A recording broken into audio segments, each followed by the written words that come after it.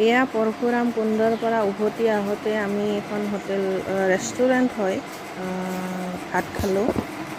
এইখন ৰেষ্টুৰেণ্টত আপোনালোকে আহিলেও আহিব পাৰে। ৰমা ৰেষ্টুৰেণ্ট নাম হয়।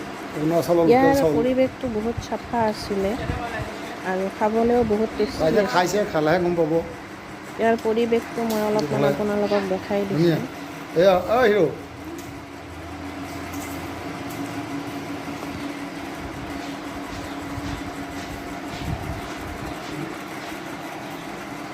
চাফা আছিলে পৰিৱেশটো।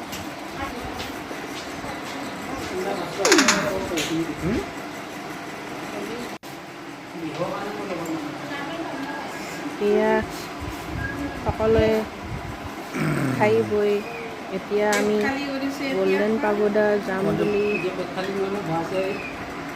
ওলাইছোঁ। খাব বাকী আছে।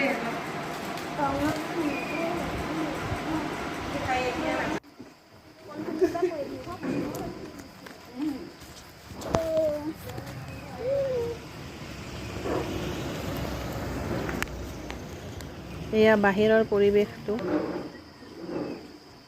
পাহাৰীয়া এলেকা হোৱাৰ বাবে চবফালে গছ-গছনি আছে।